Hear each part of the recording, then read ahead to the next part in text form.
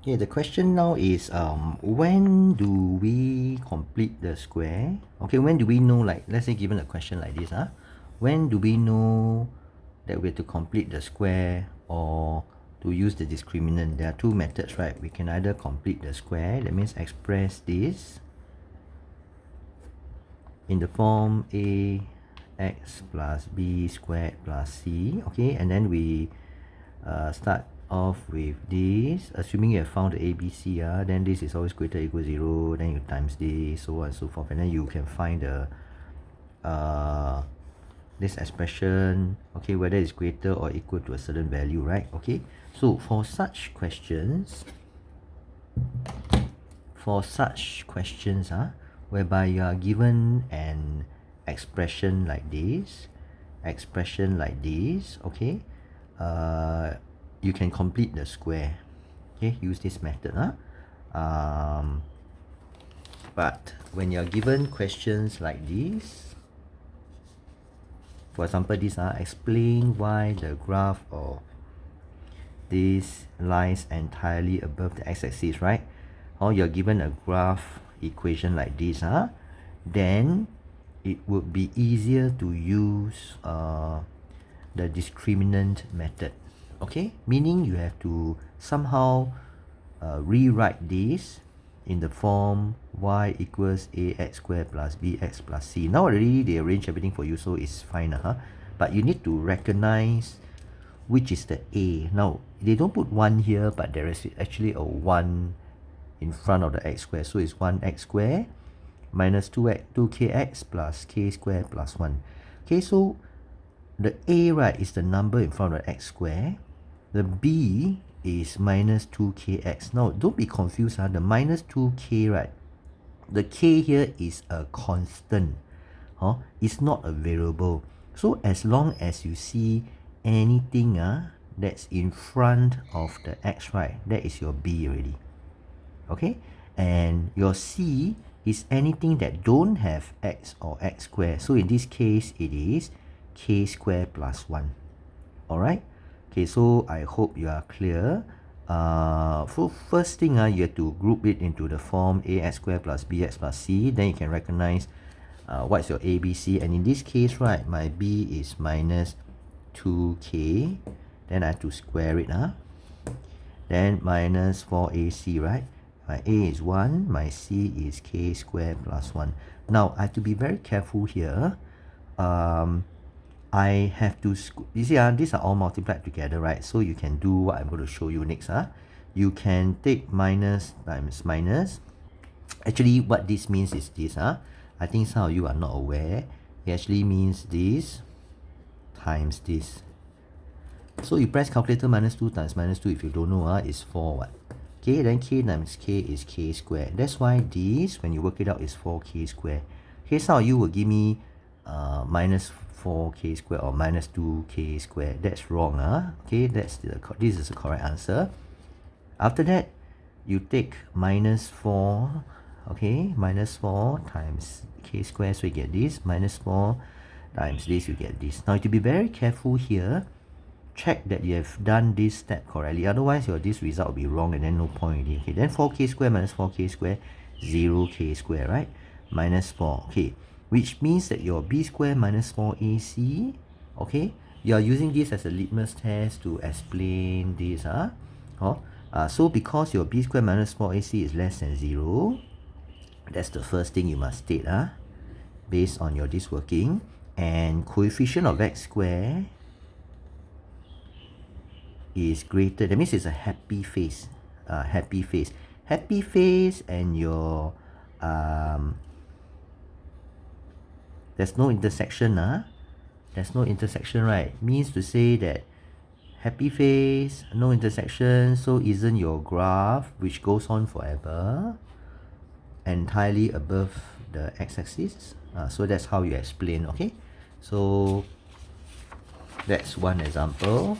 Now the other example is if you are asked to find the range of values of, it's about the same question as the previous one. This is the previous question number 1, right?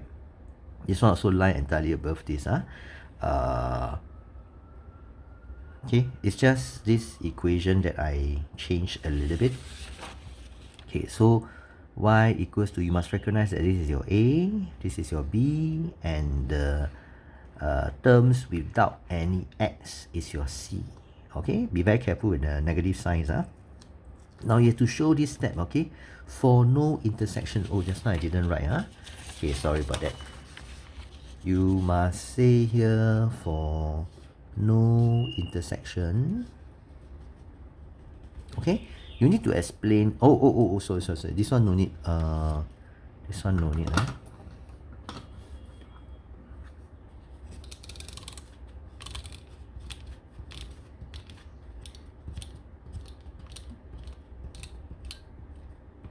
This one no need, because this one I'm trying to find out what is b squared minus 4ac. I don't say for no intersection. Okay. I'm actually trying to show you the difference between this and this.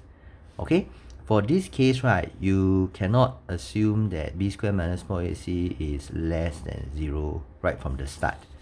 Okay, you cannot. You see, I simply went on to find my b squared minus 4ac, right?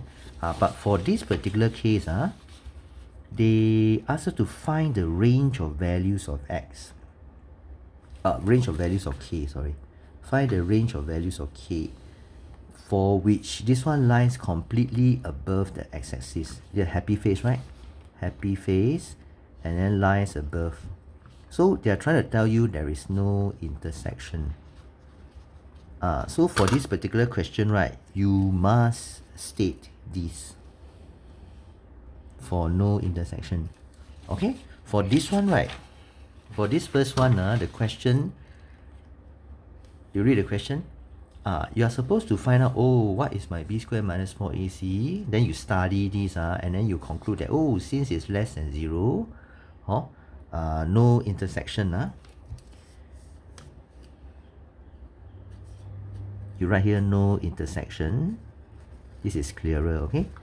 And since the coefficient of x squared greater than 0, then it lies completely above the x-axis. Now, why must I say coefficient of x squared greater than 0?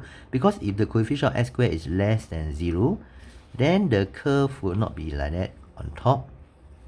It will be below. Then it will lie entirely below already. Okay, not above. Later I'll show you one more example. Okay, now I finish this off first. So 2 the b square is 4ac then k plus 1. You check, multiply, okay, and then you will make sure you don't make any mistake here. You divide by minus 4, right? You have to flip this sign, okay, and that's why your k greater than 0. So have you answered the question? The question asks you for the range of values of k for which this one lies completely above the x-axis. For it to lie completely above the x-axis means no intersection. Okay, I hope you are clear what I'm trying to say here, the difference between this type of question and this type of question. Okay, now if you are to ask to explain, you have to show this b squared minus 4ac first. This is your step 1. Step 2, conclude that the discriminant is less than 0, that's why no intersection, and because this coefficient is a happy greater than 0, so it's a happy face, that's why lie entirely above. Now if this is a sad face, that means if it's minus 1, then it will lie entirely below. I'm giving you an example now, which is the second last question. Find the range of values of k for which the graph lies entirely still above. Okay, still above. Okay, so later I show you one more.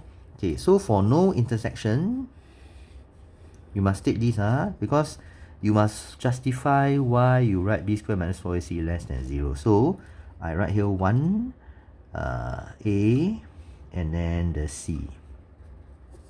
Okay, then when I multiply all that, no need to flip. No need to flip. Why? I didn't divide or multiply by negative number or no need. Okay, so that's how I do this particular question. Okay, now sorry, this is the one that I want you to know. Okay, so if I say entirely below, do you notice that this one is a sad face? Okay, that's why later you must state it in your explanation. So explain why this one lies entirely below. You go and find your b squared minus 4ac first. You cannot assume right from the start that there's no that is less than 0. Cannot. You must go and find the actual b squared minus 4ac. Okay, so let me write down what is my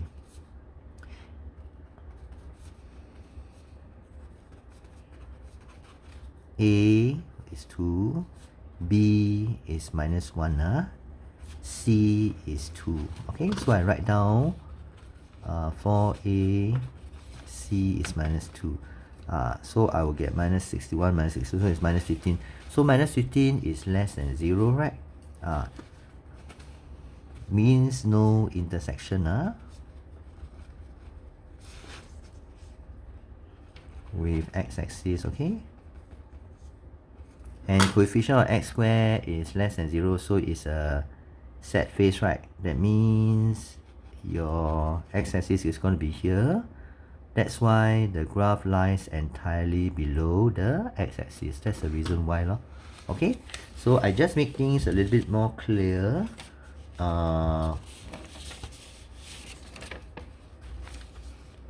No intersection with x-axis, okay? Alright, I hope this clarifies. Many of you asking me what's the difference. Okay, thank you.